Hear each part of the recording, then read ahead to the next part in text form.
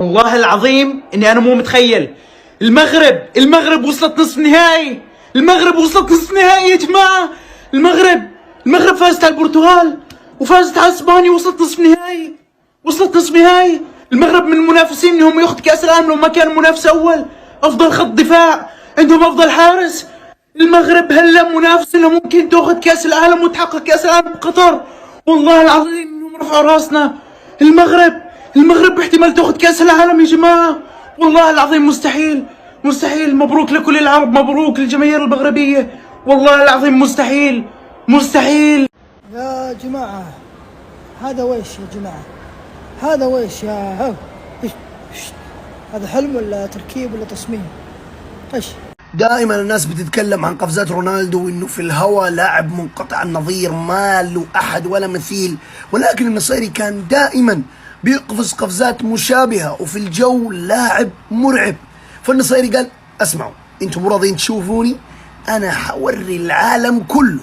ومن امام ملك القفزات نفسهم يوسف النصيري حلق وطار وارتقى فوق في اعالي كل قلوب العرب، وايضا في سماء الثمامة. يا روعتك يا نصيري. عز الدين أناحي كل يوم قاعد اوقع في غرامه اكثر.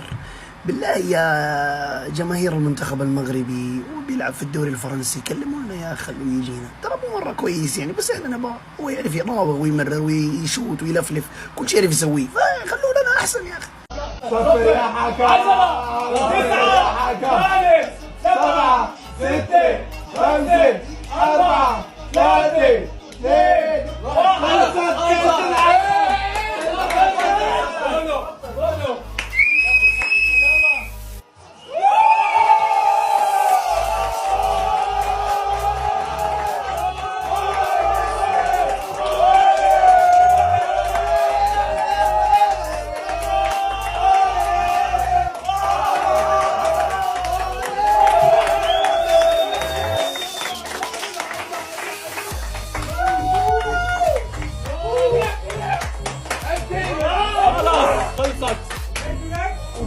Portugal, this way!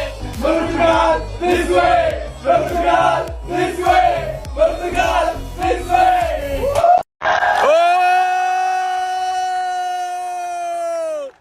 ألف مبروك!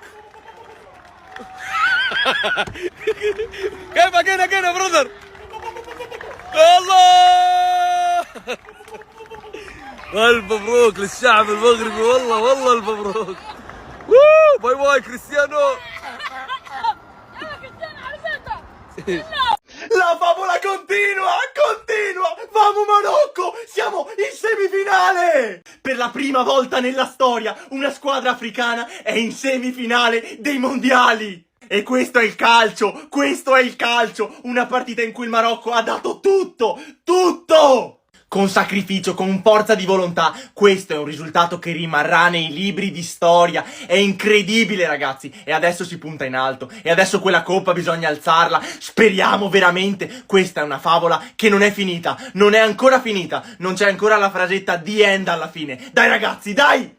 آخر دقيقة!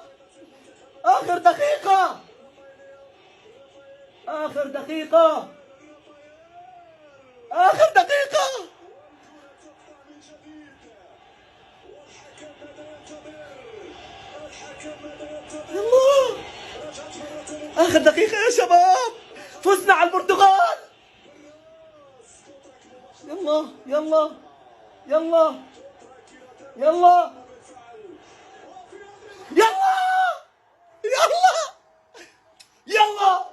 فزنا وتأهلنا لنصف النهائي يا وحوش. انتوا مين يا مغرب؟ انتوا مين؟ فهموني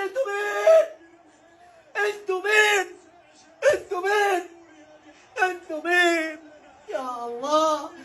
رونالدو اطلع روح. رونالدو وينه؟ كسرنا عينه. خلاص